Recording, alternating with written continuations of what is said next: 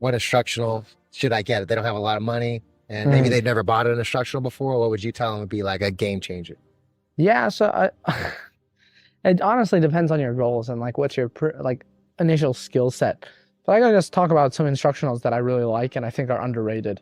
So one of my favorite instructionals is Danaher's Go Further Faster, half guard passing and dynamic pins. I think this is the most underrated instructional because I've never heard anyone talk about it, and it's probably my top 3 favorite instructionals. Dang. So like a lot of like my passing has come from there. I'd probably reckon Gordon's seated guard. That one's not underrated. I think people rate this one fairly appropriately. Like this one was a great instructional for me just because he talked a lot about like his attacks, and for me, especially at the time, my whole game was seated guard, and so it was like very nice for me to have that type of instructional available. And I watched that like 3 times, so like that was probably those two probably 2 of my favorite ones. And then lastly, if I had to give a guess, like probably Craig's power ride. Like definitely, I really it would probably be between that one and Just Stand Up. I like both of them. Probably I'd lean a little bit more towards the power ride just because that one was pretty like it really changed my perspective on a lot of the pinning in jiu-jitsu. Like traditionally you're taught to, okay, you want to progress through a hierarchy of pins from like, let's say you pin them on bottom and then you go to side control and then you go to mount and then you take the back and then these are the positions you want to play. Whereas Craig really talked about like almost the in-between a lot of these positions and more unconventional means of pinning people. Because in wrestling, you don't really see people go into like side control, mount. It's quite different the way people approach that. And so in the context, especially of ADCC, you want to keep someone on their back, right? So using a lot of like wrestling tactics and technique to keep someone down. So probably those 3. Heck yeah. So you said going farther, faster. Danaher's Go Further Faster, half guard passing and dynamic pinning. Right. Gordon Ryan's seated guard. And then power ride and Just Stand Up from Craig Jones. Yeah, sweet. One of those 2. I got a wish list. Awesome. Yeah, and then I'll ask you, Jones. I'll just give you the mic. What matches would you recommend people watching it? You know, or your favorite ones that you really felt like, oh, you learned something. So I mean, like a lot of the times when I watch specific matches to learn specific stuff I want to work on. Right. So a lot of times if I want to work my guard, I'll watch people who are renowned for having good guards. So I'll watch people like Lachlan Giles. To be honest, a person I've watched quite a lot as well is Diego Pau. I've watched a lot of his stuff. He's got very good, just clean, beautiful jiu-jitsu. A lot of it is just like super smooth, super dynamic. Whereas I feel like some people don't have as much cleanness to it. Obviously, for the outside passing, there's like the Rotolo brothers are very good for that. Gabriel Souza is very good for that.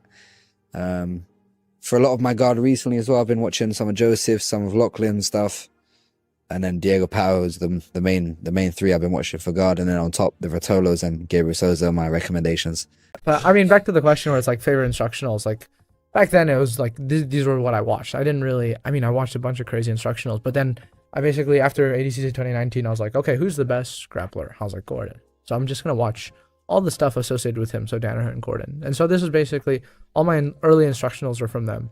So like instructionals that I really liked was, I think underrated ones are like Danaher's half guard passing and dynamic pinning for Go Further Faster. This was super sick for my passing. I mean, this was, even now, like there are a lot of those themes in my game, like heavily.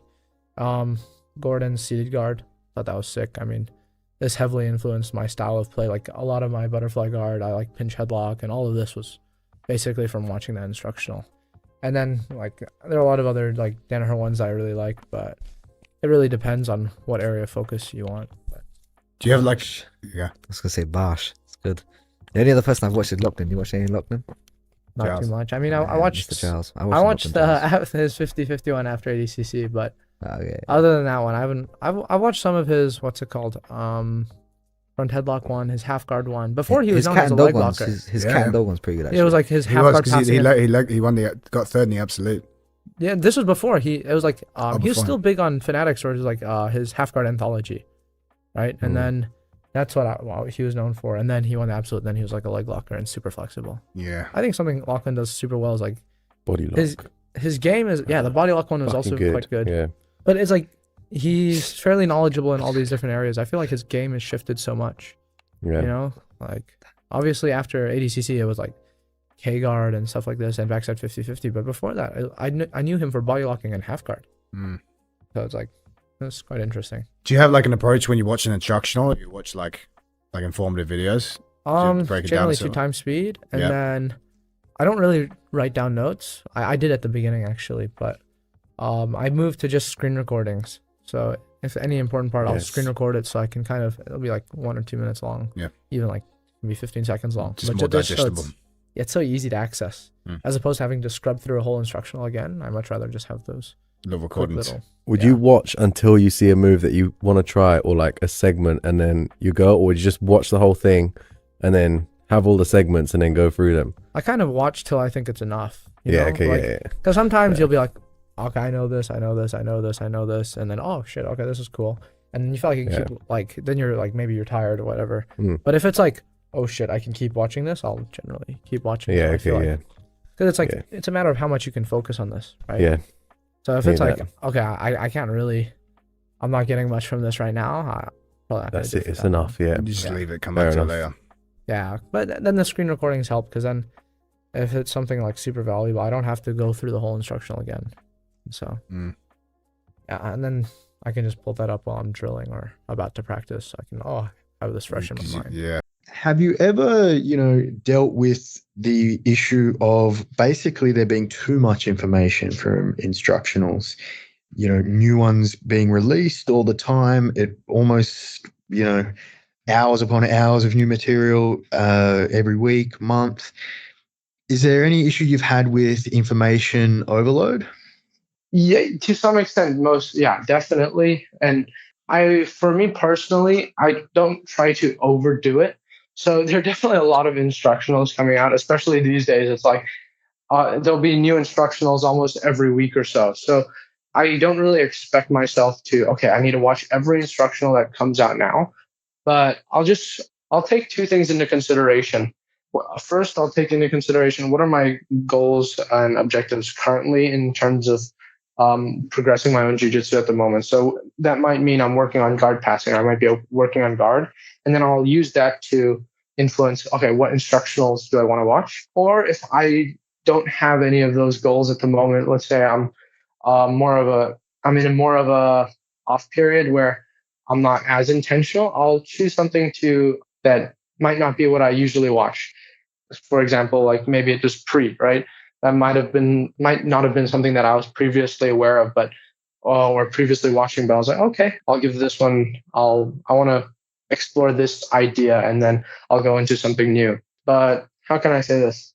But yeah, does that make sense? Yeah. So really just having the problem that you want to solve ahead of time and not just falling into the trap of just chasing the latest techniques from the marketing copy that might be sent out. Is just going into with the solution that you want to find. Yeah, absolutely. Because I think there can be a lot of pressure, especially maybe if you have a friend or a peer who's, I just finished this instructional, maybe you haven't, and you're like, oh no, maybe I should also try watch that instructional, and then you just overload yourself, and then you can't actually get any quality drilling time or get any quality time to actually understand what you're working on at the moment. Because I think if you rush too much through a lot of these different instructionals, a lot of the time it can be somewhat wasteful. Because I think it's important to have time to develop these, like just an understanding of the contents of the instructional and where it lies and how does this fit in with other stuff surrounding it that might not be in the content of the instructional, but within the context of your game and how it fits in. Hey guys, most people study jiu-jitsu through instructionals that look clean, but they don't show what actually works under pressure. Here we learn from matches, where technique is proven when everything's on the line. That's how you cut through the noise and see what truly works when it matters.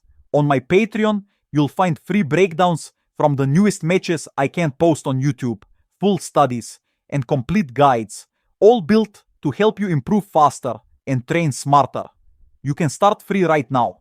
The link's in the description and pinned comment. And if you're new, subscribe and hit the bell so you never miss the next study.